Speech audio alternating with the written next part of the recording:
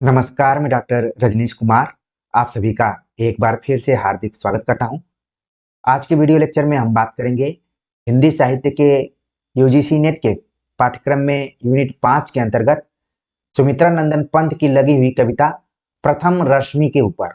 इस कविता की हम व्याख्या करेंगे और इस पर संभावित प्रश्नों को देखने का भी प्रयास करेंगे। अगर आपके पास यूजीसी नेट का सिलेबस होगा उसमें हिंदी साहित्य का, तो आप देखेंगे कि सुमित्रा नंदन पंत की दो कविताओं का जिक्र किया गया है, प्रथम रश्मि और परिवर्तन।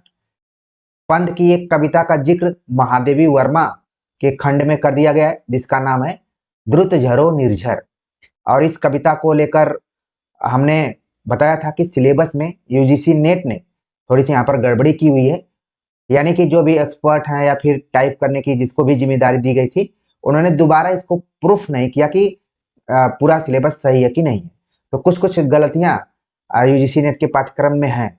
अगर नए सिरे से उसका रिव्यू किया गया होगा और सुधार दिया गया होगा तो कोई बात नहीं, लेकिन अगर पुराना आप सिलेबस देखेंगे और उसका प्रिंट आपके पास होगा तो आप देखेंगे कि जिस बात की तरफ मैं संकेत कर रहा हूँ वो सही होगी। तो प्रथम रश्मि कविता हमें पढ़ना है। उसके पहले हम बात करेंगे सुमित्रा नंदन पंत से रिलेटेड कुछ तथ्यात्मक जानकारियों के ऊपर, जो कि आपकी तैयारी में और आगामी परीक्षाओं के दृष्टिकोण से हो सकता है कि घुमाकर सवाल पूछे जाए तो आप कर लें। सुमित्रा नंदन पंत का जन्म 20 मई 1900 को हुआ था कौसानी अल्मोड़ा, जो कि उत्तराखंड में है। उनके बचपन का नाम गोसाई दत्त था। ये भी कई बार सवाल पूछा जाता है, आप इसको इंपॉर्टेंट करके नोट कर सकते हैं। जन्म के समय मां की मृत्यु हो जाने के कारण पंत का बचपन भावनात्मक रूप से एक खास प्रकार की दशा में गुजरा था। एक समृद्ध परिवार में जन्म लेने के कारण उन्हें पढ़ाई लिखाई की समुचित व्यवस्था मिली थी। बहुत ही कम उम्र से ही उनमें काव्य प्रतिभा दिखाई पड़ने लगी थी और स्कूलों में जो भी कविता के प्रोग्राम हुआ करते थे वहां पर इनको पुरस्कार भी मिलना शुरू हो गए थे। सुमित्रा नंदन पंत, जिनके बचपन का नाम गोसाई दत्त था, और यहाँ पर बताया जा रहा है कि इनकी माता जी का निधन बचपन में ही हो गया था और उनके निधन के बाद ये एक अलग दिशा में मुड़ गए। इसीलिए माँ के प्रेम को न पाते हुए इन्होंने प्रकृति को ही अपनी माता के रूप में देखा और उससे बातचीत करना शुरू कर दी। इसीलिए आगे चलकर इनको कहा गया प्रकृति का सुकुमार कवि या फिर प्रकृति के सुकुमार कवि के तौर पर।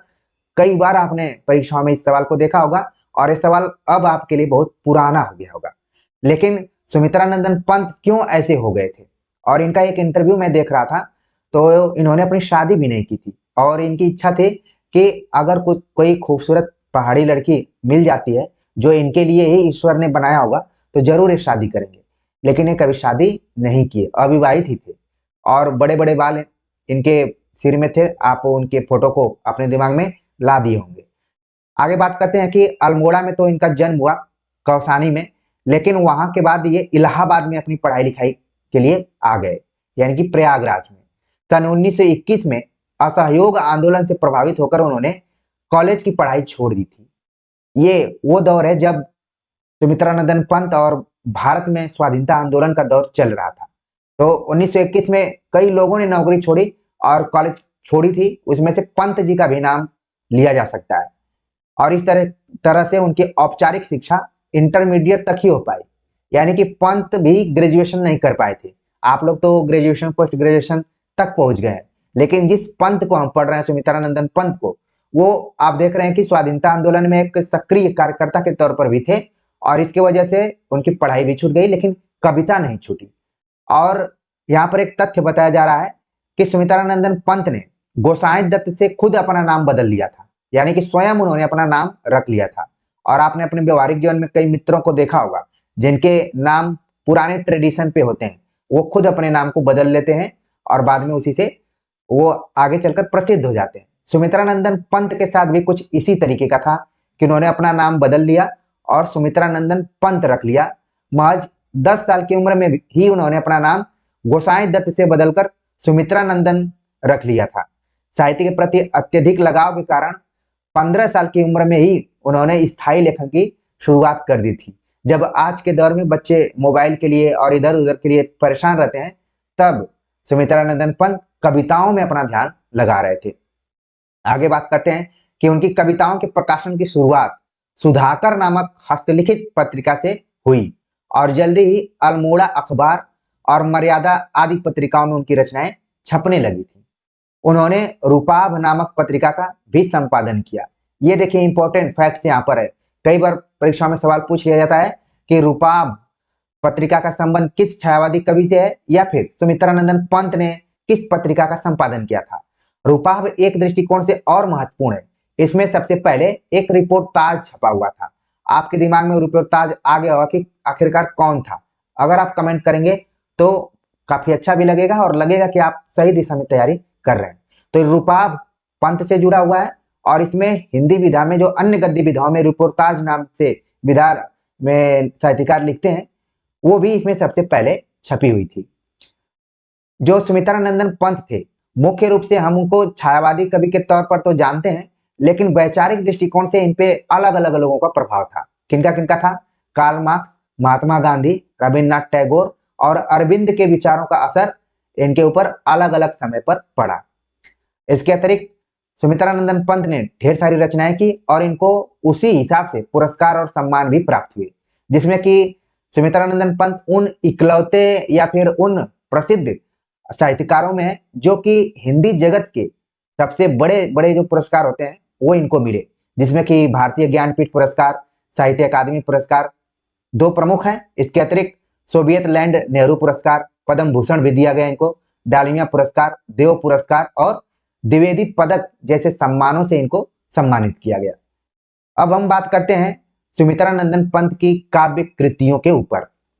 और आप अलग अलग किताबों में काव्य कृतियों को पढ़े होंगे और यहाँ पर आप देख रहे हैं कि ढेर सारी काव्य कृतियां यहाँ पर दी गई हैं, जिसमें कि बीड़ा जिसका प्रकाशन 1927 में, ग्रंथि नाम की जो काव्य कृति रही 1920 और 1929 में दो संस्करणों में आई, पल्लव 1926, कई जगहों पर पल्लव का प्रकाशन वर्ष 1928 भी दिया गया रहता है। ठीक है, आचार्य रामचंद्र शुक्ल का इतिहास ग्रंथ पढ़ेंगे तो वहां पर 1926 ही बताया गया है, तो इन दोनों को ध्यान में रखें। गुंजन 1932, युगांत 1936, युगपथ 1949, युगवाणी 1939, ग्राम्य 1940, स्वर्ण किरण 1947, स्वर्ण धूलि 1947, मधुज्वाल 1947। यानी कि आप देख रहे हैं कि जो आजादी का वक्त है उस जमाने में कई काव्य कृतियां सुमित्रानंदन पंत की प्रकाशित हुई हैं।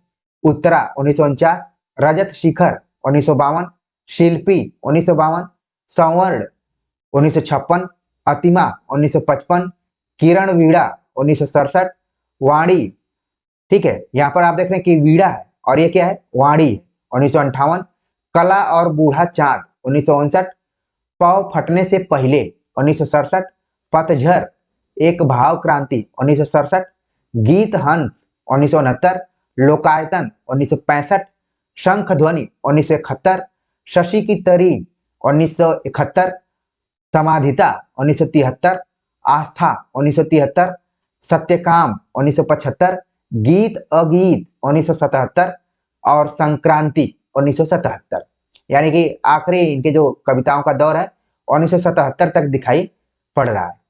अच्छा, ये सब कविताएं इसलिए आपको ध्यान में रखनी है क्योंकि बदलते हुए पैटर्न में कूट पर आधारित सवाल पूछ लिए जाते हैं कि कौन सी रचना है कौन सी नहीं है। अब और प्रकाशन के दृष्टिकोण से भी इनका क्रम बताना पड़ता है, तो इसलिए इनके प्रकाशन वर्ष और रचनाओं को जरूर आप ध्यान में रखिए जितना आपके दिमाग में बैठ सकती है। हो सकता है कि जो प्रचलित काव्य कृतियां हैं वो आपके दिमाग में बैठी होंगी, लेकिन जो कुछ नई यहाँ पर दिखाई दे रही है हो सकता है कि आपको चौंकाने के लिए आगे वाले एग्जाम में कुछ सुमित्रानंदन पंत से रिलेटेड नई रचनाओं को दे दिया जाए, तो भी आपको घबराना नहीं है, यहाँ पर सारी चीजें मौजूद हैं। ये तो रही काव्य कृतियां। अब बात करते हैं कि सुमित्रानंदन पंत ने नाट्य कृतियां भी लिखी, यानी कि नाटक में भी इन्होंने हाथ आजमाया है, जिसमें कि ज्योत्सना 1934 में, परी 1925, जिंदगी का चौराहा 1939, अस्पृश्यता 1937, सृष्टा 1938, करमपुर की रानी 1949, चौराहा 1948, शकुंतला 1948, युग पुरुष 1948, छाया 1948। यानी कि नाट्य कृतियां बैठे तो लगातार ये 1948 में कई नाट्य कृतियां लिख दिए। ठीक है, तो इसमें ज्योत्सना जो है ज्यादातर परीक्षाओं में पूछी जाती है, बाकियों को भी आप ध्यान में रख सकते हैं। इन्होंने कहानी में भी अपने हाथ आजमाए और 5 कहानियां नाम से इन्होंने 1936 ईस्वी में एक कहानी की पुस्तक संपादित की या फिर लिखी। उपन्यास भी इन्होंने लिखा, एकमात्र उपन्यास जिसका नाम है हार, 1917 ईस्वी में। यानी कि आप देख रहे हैं कि कविताओं से पहले सुमित्रानंदन पंत ने कुछ गद्यात्मक रचना कर्म करने का प्रयास किया था, और यहाँ पर हार देख रहे हैं 1917 ईस्वी में।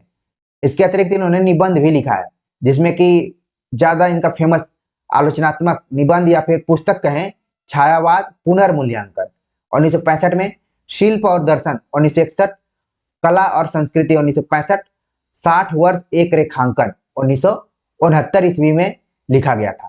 तो सुमित्रानंदन पंत के ये कुछ साहित्यिक अवदान थे, जिनको कि आप ध्यान में रख सकते हैं या फिर पहले से भी रखे होंगे, आपका रिवीजन हुआ होगा।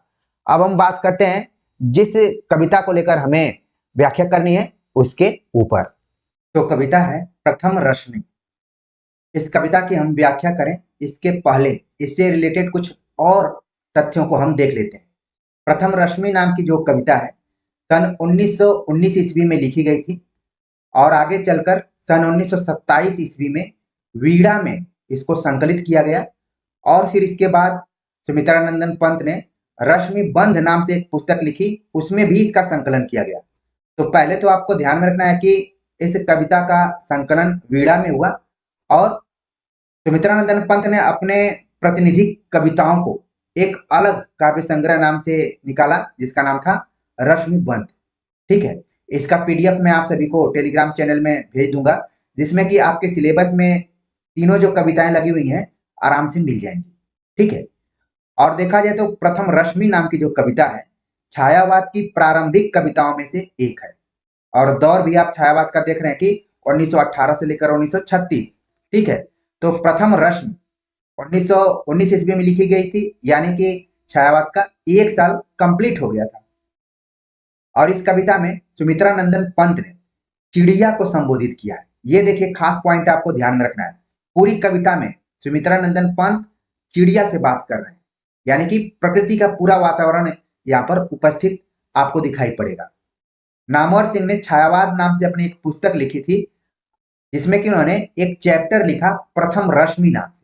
वैसे भी उस पुस्तक को आप देखेंगे तो छायावाद के जो भी प्रतिनिधि कवि, उनकी प्रतिनिधि कविताओं के नाम पर ही शीर्षक को रखा गया है। ठीक है, और इस कविता में आप देखेंगे प्रथम रश्मि में तो बाल सुलभ की जिज्ञासा के तौर पर बाल मनोविज्ञान के दृष्टिकोण से इसका मूल्यांकन किया जा सकता है। और इस कविता में चिड़िया के अनेक नामों को कवि ने संबोधित किया है, जिसमें कि रंगिणी, बाल विहंगड़ी, तरुवासिनी, अंतर्यामिनी, बहुदर्शिनी, नभचारिणी, ये सभी नामों से कवि ने संबोधित किया है। तो देखिए ये सारे तथ्य जो थे वो हो सकता है कि आपके एग्जाम में कहीं ना कहीं से घुमा फिरा कर पूछे जा सकते हैं कि प्रथम रश्मि कविता का प्रकाशन कब हुआ, किस काव्य संग्रह में संकलित हुई, इसमें किस पक्षी को केंद्र में रखा गया है। ठीक है, संबोधन शैली में लिखी गई है, साथ में कुछ बाल मनोविज्ञान की जिज्ञासा भी है, और चिड़िया को कितने नामों से कवि ने पुकारा है। ठीक है, इसमें नाम दे देगा और ABC ऐसे कर देगा, और फिर आपको कूट पूछ देगा कि कौन सा कूट सही और कौन सा कूट गलत है। तो जो भी विद्यार्थी अभी तक धैर्य बनाकर इस कविता की व्याख्या सुनने की कोशिश कर रहे होंगे, उनको बहुत सारी चीजें यहाँ पर पता चली होंगी। अब हम चलते हैं, बात करते हैं कविता के ऊपर। कविता 4-4, 5-5 लाइन के पदबंधों में लिखी गई है। ठीक है, तो शुरुआत होती है इसकी, प्रथम रश्मि का आना रंगड़ी तूने कैसे पहचाना, कहाँ कहाँ है बाल विहंगनी पाया तूने यह गाना। तो यहाँ पर देखिए प्रथम रश्मि, रश्मि का अर्थ होता है किरण, और पहली किरण सुबह की किरण ही मानी जाती है। यानी कि सुमित्रानंदन पंत चिड़िया को संबोधित करते हुए कहते हैं कि हे रंगों से भरी हुई चिड़िया, क्योंकि चिड़िया के अलग अलग रंग होते हैं, अलग अलग कलर की चिड़िया होती हैं। तो कहते हैं कि हे चिड़िया, तुमको कैसे ये पता चला कि सुबह हो गई है या फिर सुबह होने वाली है, कहाँ कहाँ है बाल विहंगनी पाया तूने यह गाना। और जो तुम चहचहा रही हो, जो तुम मधुर ध्वनियां निकाल रही हो, इसको तुमने कहाँ से पाया है? ये प्रश्न कुछ वैसे ही लग रहे हैं कि जैसे कोई छोटा बच्चा अपने पेरेंट्स से पूछता है या फिर जिसके पास रहता है कि फला चीज क्यों हो रहा है, ढेका चीज क्यों हो रहा है। क्योंकि बच्चों के मन में बहुत सारे प्रश्न होते हैं और यही उनकी खूबसूरती होती है, यही उनकी पहचान होती है। अगर कोई बच्चा सवाल नहीं पूछ रहा है तो ये मानकर चलिए कि वो मानसिक रूप से उतना नहीं सोच पा रहा है। लेकिन यहाँ पर सुमित्रा नंदन पंत जब इस कविता को लिख रहे हैं और उनका जन्म हुआ है 1900 ईस्वी में, तो लगभग वो 17-18 साल के हो चुके हैं। आप देख रहे हैं यहाँ पर कि लगभग 17-18-19 साल हम कह सकते हैं। लेकिन फिर भी उनके मन में प्रकृति को लेकर और चिड़िया को लेकर सवाल उत्पन्न हो रहा है कि प्रथम रश्मि का आना रंगड़ी, यानी कि प्रथम पहर की शुरुआत, यानी सुबह की जो पहली किरण, यानी कि प्रभात का जो समय है, उसको लेकर तुमको कैसे पता चल जाता है कि अब सुबह होने वाली है और तुम चहचहाना शुरू कर देती हो? ये सब तुम कैसे जान लेती हो? जबकि दुनिया की जो समस्त एक तरीके से प्राणी जगत है या फिर जीव जंतु हैं, वो सब सोए रहते हैं। तुम ही क्यों सबसे पहले जग जाती हो, या फिर तुमको कोई पहले से इस तरीके का अंदेशा हो जाता है? आगे लिखते हैं पूरे वातावरण को यहाँ पर उठाते हुए कि सोई थी तू स्वप्न नीड़ में, पंखों के सुख में छिपकर, झूम रहे थे घूम द्वार पर, प्रहरी से जुगनू नाना। आप देख रहे हैं यहाँ पर संबोधन चिन्ह लगा हुआ। फिर से उसे बाल बिहंगड़ी या रंगड़ी चिड़िया को संबोधित करते हुए कहते हैं कि तुम भले सुबह उठ जाती हो, लेकिन यहाँ पर क्या है कि सोई थी तू स्वप्न नीड़ में, तुम भी तो सोई हुई थी, खूबसूरत सपने को देखते हुए सो रही थी अपने घोंसले में, पंखों के सुख में छिपकर, और ऐसे कि पंखों से ढक कर अपने को सो रही थी और सुंदर सपने को देख रही थी। झूम रहे थे घूम द्वार पर, प्रहरी से जुगनू नाना। जुगनू एक तरीके का पक्षी है और कवि की कल्पना देखिए कि अंधेरे में जुगनू लाइट जलाते हुए जलते हैं और चिड़िया से इस बात को कह रहे हैं कि जब तुम सो रही थी और सुंदर सपने देख रही थी और अपने पंखों को अब छिपकर पंखों में छिपकर सो रही थी, तब तुम्हारे आसपास अनेक जुगनू प्रहरी के तौर पर घूम रहे थे। ऐसा लग रहा था कि वो सब चौकीदारी कर रहे हैं तुम्हारी। प्रहरी मतलब चौकीदारी या फिर देखभाल करने वाला, जुगनू एक छोटा सा एक तरीके से हम कहें इसको कीट पतंग के ये कैटेगरी में ही आएगा। आगे लिखते हैं कि शशि किरणों से उतर उतर कर, भू पर काम रूप नभचर, चूम नवल कलियों का मृद मुख, सिखा रहे थे मुस्काना। हे चिड़िया, जब तुम सो रही थी और तुम्हारे आसपास में जुगनू सब मंडरा रहे थे, दूसरी तरफ एक चीज और दिखाई पड़ रही है कि चंद शशि किरणों से, शशि मतलब चंद्रमा, चंद्रमा की किरणों से धीरे धीरे इस धरती पर क्या है कि जो बादल है उनकी बूंदे, जितने भी पुष्प हैं या फिर उनकी जो ओसनुमा बूंदे हैं, उन पुष्पों पर ऐसी पड़ रही हैं, लग रहा है कि कोई मुस्कुरा रहा है। ठीक है, या फिर किसी को मुस्कुराना सिखा रहे हैं। कौन? जो बादलों की बूंदे ओस में बदलते हुए फूलों के ऊपर पड़ रहे हैं। ठीक है, आगे लिखते हैं कि स्नेहहीन तारों के दीपक श्वास शून्य थे तरु के पार, विचर रहे थे स्वप्न अवनि में, तमने था मंडप तारा। और एक और वातावरण की तरफ संकेत कर रहे हैं कि जब चारों तरफ अंधेरा छाया हुआ था और दीपक भी धीरे धीरे जलना बंद कर दिया था, वो भी बुझना शुरू कर दिया था, और चारों तरफ जो भी पेड़ पौधे उनके पत्ते हैं वो भी धीरे धीरे हलचल कर रहे थे, शून्य में थे। ऐसे लग रहा था कि वो सब भी आराम कर रहे हैं और इस धरती में स्वप्न में सभी लोग विचरण कर रहे थे या फिर घूम रहे थे। तब तुमको कैसे पता चला कि सुबह होने वाली, यानी कि समस्त जो जगत है वो एकदम से स्थिर है, सोने की स्थिति में। ठीक है, लेकिन तुमको कैसे पता चला और तुमने कैसे पहचाना और ये जो चहचहाना शुरू की, तुम ये सब कैसे पहले से ही समझ जाती?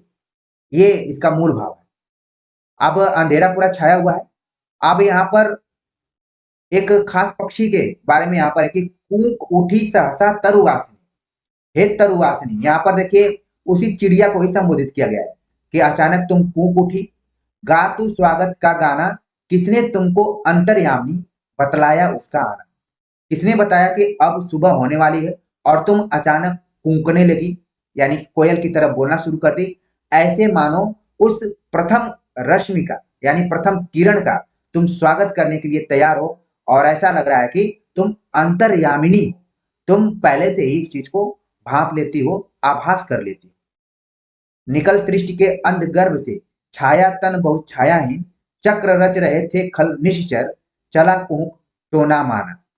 और कह रहे हैं कि जब ये पूरी सृष्टि, ये पूरा जगत अंधेरे के गर्भ में था और छाया भी नहीं दिखाई पड़ रही थी। अक्सर रात जब अंधेरी होती है तो छाया नहीं दिखाई पड़ती है, और जब चांदनी रात होती है तो छाया दिखाई भी पड़ती है।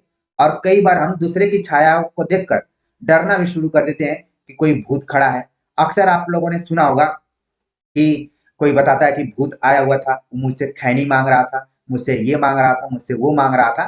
तो अक्सर लोग परछाइयों को देखकर डर से जाते हैं। लेकिन यहाँ पर तो कुछ ऐसी स्थिति है कि छाया की भी छाया नहीं दिखाई पड़ रही है। छाया तन, शरीर की छाया बहुत छायाहीन भी क्या है, छायाहीन हो गई है, उसकी भी छाया नहीं पड़ पा रही है। लेकिन इसी बीच चक्र रच रहे थे खल निश्चर। ऐसा लग रहा था कि जो खल है, यानी कि भूत है, पिचास है, रात में चलने वाले प्राणी, वो सब कोई न कोई कुचक्र रच रहे थे और कोई टोना जादू मंत्र कर रहे थे। तब तुमको कैसे पता चला कि ये प्रथम रश्मि की किरण आने वाली है, सुबह होने वाला है और तुम उसका स्वागत कर रही। ये यहाँ पर इसका भाव है। यहाँ पर आप देख रहे हैं कि सुमित्रा नंदन पंत ने लोक में जो भी मान्यताएं, भूत पिचास टोना इत्यादि का भी जिक्र किया हुआ है। ठीक है, आगे लिखते हैं वो कि धीरे धीरे जैसे ही सुबह होने वाली है, जिसका कि अंदेशा रंगड़ी बाल विहिंगिनी अंतर्यामिनी तरुवासिनी तुमको हो गया है। मैं इन शब्दों का प्रयोग बार बार क्यों कर रहा हूं? इसलिए कर रहा हूं कि आपके दिमाग में उस चिड़िया के जो अनेक नाम है, कवि द्वारा संबोधित किए गए हैं, वो बैठ जाए। आगे लिखते हैं कि छिपा रही थी मुख शशिबाला, निश के श्रम से होशहीन, कमल क्रोण में बंदी था अली, कोक शोक से दीवाना।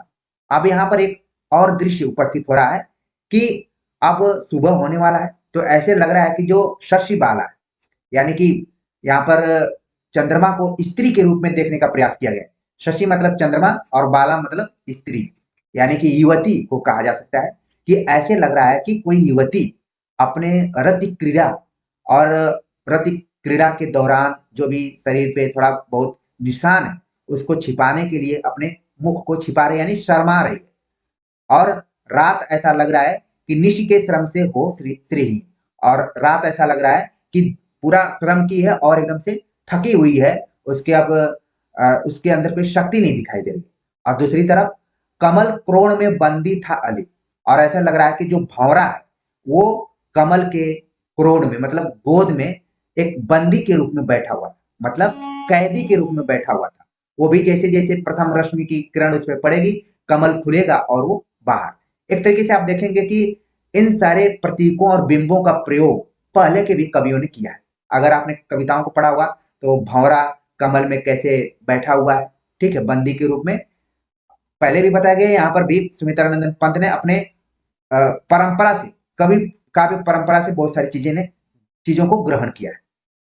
और एक स्थिति और है कि कोक शोक से दीवाना, और जो चकवा चकवी का प्रसंग आता है काव्य रूढ़ी के संदर्भ में, वो यहाँ पर भी पंत जी ने दिखाने का प्रयास किया और कह रहे हैं कि चकवा चकवी जो रात में अलग थे।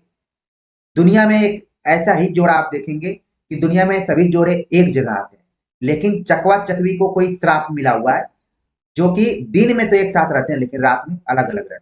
तो यहाँ पर क्या है कि अब धीरे धीरे दिन का आरंभ होने वाला है, तो वो अपने शोक से बाहर निकलकर अपने प्रेम को इजहार प्रस्तुत करने के लिए चकवी के पास जाने के लिए एकदम व्याकुल है। तो यहाँ पर देखिए दृश्य क्या है कि रात धीरे धीरे खत्म होने वाली है, और रात में जो भी हलचलें थी, जो भी वातावरण था, उसमें कैसे बदलाव हो रहा है, वो उन सभी बदलावों को यहाँ पर कवि सुमित्रानंदन पंत ने प्रस्तुत किया है। आगे लिखते हैं कि मूर्छित थी इंद्रियां, स्तब्ध जग, जड़ चेतन सब एकाकार, शून्य विश्व के उर में केवल सांसों का आना जाना। और स्थिति क्या थी कि रात में सभी लोग ऐसे लग रहा था कि मूर्छित है, पूरा जो जगत है वो स्तब्ध है, एकदम शांत है। जड़ चेतन, चाहे वो जड़ हो चाहे चेतन हो, सभी एक सी दिखाई दे रहे हैं। और शून्य विश्व के उर में केवल सांसों का लग रहा है कि केवल आना जाना है, बस लोग स्थिर हैं और सांसों को ले रहे हैं, मतलब कोई हलचल नहीं। तूने ही अब श्रेय दे रहे हैं उस चिड़िया के लिए कि तूने ही पहले बहुदर्शिनी गाया जागृति का गाना, श्री सुख सौरभ का नभचारिणी गूंथ दिया ताना बाना। हे बहुदर्शिनी, ये सारी चीजों को, बहुत सारी चीजों को देखने वाली, तूने ही, यहाँ पर शब्दावली देखिए, तुम किसको प्रयोग किया जाता है जिससे आप ज्यादा प्रेम करते हैं। आप शब्द का प्रयोग जहां होता है वहां कि जहां पर गैपिंग होती है थोड़ी, जैसे कि आप अपने बड़ों से बात करेंगे तो आप, जब आप अपने हम उम्र से बात करेंगे तो तुम, या फिर जिससे प्रेम करते हैं उसको भी तुम बोलते हैं। यहाँ पर देखिए चिड़िया को उन्होंने तूने शब्द का प्रयोग किया है। तूने ही पहले बहुदर्शिनी, हे बहुदर्शिनी, बहुत सारी चीजों को देखने वाली, तूने ही सबसे पहले ये जागरण गीत गाया जिससे कि श्री सुख सौरभ का नभचारिणी गूंथ दिया ताना बाना। और पूरे इस आकाश में श्री, यानी कि श्री को हम इसका अर्थ लगा सकते हैं शोभा से, सुख सौंदर्य, सौरभ सुगंध से, पूरा ये आकाश या फिर वातावरण जो भी है उसको तुमने एक अलग माहौल दे दिया, गूंथ दिया ताना बाना, और पूरे ताना बाना से उसको सजा दिया। अक्सर गूंथा किया जाता है, फूल गूंथे जाते हैं, ठीक है, और कई बार बेड़ी अगर बनाई जाती है तो उसको भी गूंथा जाता है, और आटा भी गूंथा जाता है, ठीक है ना। तो आप लोगों ने ये भी देखा होगा। तो कहने का मतलब ये है कि जो भी दिन की शुरुआत हो रही है, कवि ने उस चिड़िया को ही माना है कि यही बताती है कि कैसे दिन की शुरुआत हो रही है। वो चहचहाना शुरू करती है तो लोग धीरे धीरे उठना शुरू कर देते हैं कि अब लग रहा है कि सुबह हो गई है। यानी उस शांत वातावरण में ये थोड़ा सा हलचल पैदा करती है, और जो लोग मूर्छित से नजर आते हैं वो भी धीरे धीरे उठना शुरू कर देते हैं। बहुत सारे विद्यार्थी हैं, हो सकता है कि वो भोर में उठ जाते हों और इन चिड़ियाओं के चहचहाने की, या फिर जो भी यहाँ पर कवि बताना चाहता है उस चीज को आभास किए। ऐसा नहीं है कि सुमित्रानंदन पंत ही इस चीज को आभास किए थे, बल्कि उन्होंने तो केवल लिखा है, आभास तो हम सब ने किया है। आगे लिखते हैं कि निराकार तम मानो सहसा, ज्योति पुंज में हो साकार, बदल गया द्रुत जगत जाल में, धर कर नाम रूप नाना। और धीरे धीरे अंधकार जो है वो खत्म हो रहा है और प्रकाश धीरे धीरे होना शुरू हो गया, और ऐसे लग रहा है कि बहुत तेजी से इस पूरे जगत में कुछ बदल गया, और फिर अलग अलग काम होने शुरू हो गए, अलग अलग चीजें शुरू हो गई। सिहर उठे पुलकित हो द्रुमदल, सुप्त समिरण हुआ अधीर, झलका हास कुसुम अधरों पर, हिल मोती का सा दाना। और फिर जब दिन हो रहा है धीरे धीरे, तो जो भी द्रुमदल है, माने कि वृक्षों का जो भी समूह है, उसमें भी धीरे धीरे प्रसन्नता जागृत हो रही है, सब सिहर उठ रहे हैं, सिहरन सी हो गई है, और जो सुप्त वातावरण था वो भी धीरे धीरे खत्म हो गया। अब उसमें कोई न कोई हलचल होना शुरू हो गई, और ऐसा लग रहा है कि कोई धीरे धीरे मंद मंद मुस्कुरा रहा है, और उसके मुस्कुराहट से चारों तरफ प्रसन्नता का वातावरण हो गया है।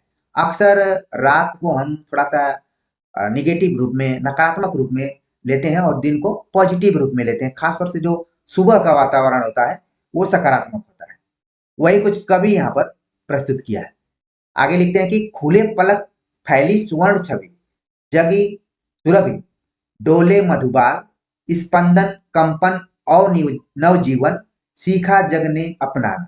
और जब धीरे धीरे रात खत्म होती है, दिन का वातावरण शुरू हो जाता है, जहां प्रकृति में हलचल हो जाती है, वहीं जो भी आम जनजीवन है उसमें भी क्या है कि खुले पलक, सबकी पलकें खुल जाती हैं, और सुबह की जो किरणें होती हैं सोने की कलर की होती है, स्वर्ण किरण उनको कहा जाता है। चारों तरफ प्रथम रश्मि की किरण फैलना शुरू कर दी, और पूरा वातावरण जो है धीरे धीरे वहां पर सुगंधित हवा। बहुत सारे विद्यार्थियों का नाम सुरभि भी हो सकता है, हमारे भी बहुत सारे विद्यार्थी हैं, 3-4 विद्यार्थी सुरभि नाम के तो हमारे कॉलेज में आ ही गए, और हर साल एक नाम इस तरीके से आता है। तो वो भी अपने नामों का पर्यायवाची यहाँ पर जरूर ध्यान में रखें। सुरभि का मतलब होता है, कई बार तो लोग सुरभि ही बोलते हैं, लेकिन सही मायने में है सुरभि, मतलब कि सुगंधित वायु। और ऐसे लग रहा है कि कोई छोटा भौरा है, मतलब अभी शिशु भौरा है, वो इन सुगंधों को सूंघते हुए यानी कि महसूस करते हुए चारों तरफ घूमना शुरू कर देता है। स्पंदन और कंपन से ये पूरा जो जीवन है नवजीवन के रूप में बदल जाता है और इसे ये लगता है कि जो ये संसार है कुछ से सीख रहा है या फिर अपना रहा है। तो ये देखिए ये पंक्तियां काफी महत्वपूर्ण है। अच्छा, देख रहे हैं आपकी स्पंदन शब्द यहाँ पर लगा हुआ है। महादेवी वर्मा और सुमित्रा नंदन पंत की कई बार पंक्तियां विद्यार्थियों में कंफ्यूजन क्रिएट कर देती है। स्पंदन यहाँ पर भी आया हुआ है और महादेवी वर्मा की कविताओं को हमने पढ़ा तो वहां पर भी स्पंदन शब्द का प्रयोग बार बार आपने देखा होगा। ठीक है, तो ये ध्यान में रखिए कि कौन किसकी पंक्ति है। और आगे लिखते हैं पंत जी कि प्रथम रश्मि का आना रंगड़ी तूने कैसे पहचाना, हे रंगों वाली चिड़िया, कैसे तुमको पता चला कि अब सुबह होने वाली है। प्रथम रश्मि की किरण को तुम कैसे पहचानी। कहाँ कहाँ हे बाल विहिंगनी, हे बाल विहिंगनी, हे साथ में बच्चों के साथ चलने वाली विहिंगनी, तुमने यह स्वर्गिक गाना कहाँ से पाया, या फिर इस तरीके का तुम जो मधुर गान या फिर चहचहाती हो, इन सारी चीजों को तुम कहाँ से सीखी हो। तो देख रहे हैं आप कि ये कविता लिखा गया है यहाँ की 1919 में पहली बार लिखी गई थी।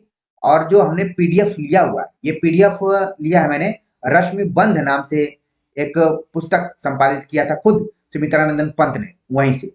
तो उम्मीद है कि प्रथम रश्मि कविता को आप अच्छे से समझ गए होंगे। इसके जो भी वातावरण को सुमित्रानंदन पंत ने प्रस्तुत करने का प्रयास किया है चिड़िया के माध्यम से। हर एक एक लाइन का अर्थ आपको समझ में आ गया होगा, एक एक शब्द का अर्थ भी समझ में आ गया होगा। ठीक है, तो आप सभी के कमेंट्स का इंतजार रहेगा। आगे हम बात करते हैं इस पे आधारित कुछ प्रश्नों के ऊपर। पहला प्रश्न हम सामान्य रूप से देख लेते हैं कि सुमित्रानंदन पंत का जन्म कब हुआ था। 1900, 1920, 1930, 1940। तो इसका सही जवाब आपके दिमाग में आ ही गया होगा। अगर व्याख्या और सुमित्रानंदन पंत से रिलेटेड आपने पहले देखा होगा तो तुरंत आप बता देंगे कि सन 1900 ईस्वी में हुआ था। अब कहाँ हुआ था, ये भी अगला प्रश्न है कि सुमित्रानंदन पंत का जन्म कहाँ हुआ था। ऑप्शन दिया गया है अल्मोड़ा, प्रयाग, कौसानी या फिर बनारस। तो देखिए इसका जो सही जवाब यहाँ पर ऑप्शन तीसरा है। नाम तो दिया है अल्मोड़ा का भी और कौसानी का भी। तो कौसानी क्या है, इनके गांव या ग्राम का नाम है। अल्मोड़ा क्या है, जिले का नाम। तो अगर आप गांव का नाम जानते हैं तो पहले वही आंसर सही होगा।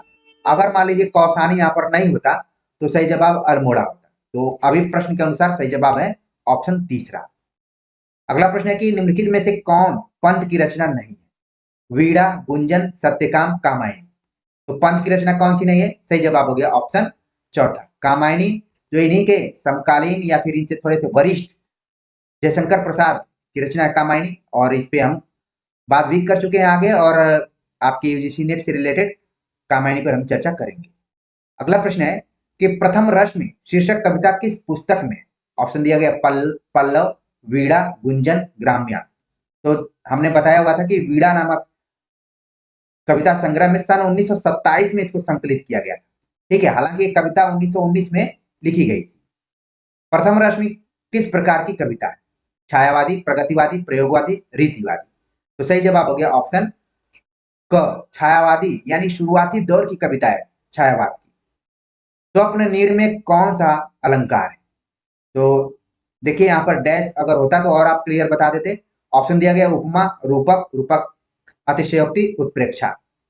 तो सही जवाब हो गया ऑप्शन ख, रूपक अलंकार है स्वप्न नीड़ में। नीड़ का मतलब होता है घोंसला। ठीक है, अगला प्रश्न है कि नभचर का क्या अर्थ है। सुबह, क्षितिज, धरती, बादल। बादल के बहुत सारे पर्यायवाचियों को आपने पढ़ा होगा, लेकिन एक नया पर्यायवाची यहाँ पर आपको दिख रहा है नभचर, यानी कि आकाश में चलने वाले। आकाश में चलने वाले तो बहुत हैं, लेकिन बादल को भी माना जाता है कि वो आकाश में ही चलता है। अगला प्रश्न है कि शशि बाला निशि के श्रम से क्या हो गई थी। तो शशि बाला निशि के श्रम से क्या हो गई थी। ऑप्शन दिया गया उज्जवल, मनमोहिनी, श्रीहीन, नभचारिणी। तो कविता की व्याख्या आपके दिमाग में आ गई होगी तुरंत कि श्रीहीन हो गई। शशि बाला निशि के श्रम से श्रीहीन हो गई। सही जवाब हो गया ऑप्शन ग। तो इस तरीके से हमने सुमित्रानंदन पंत, उनकी कविता प्रथम रश्मि और उस पर आधारित प्रश्न को देख लिया है। उम्मीद है कि आपको ये हमारा प्रयास अच्छा लगा होगा। आप सभी के कमेंट्स का इंतजार रहेगा। मिलते हैं एक नए टॉपिक के साथ, तब तक के लिए नमस्कार।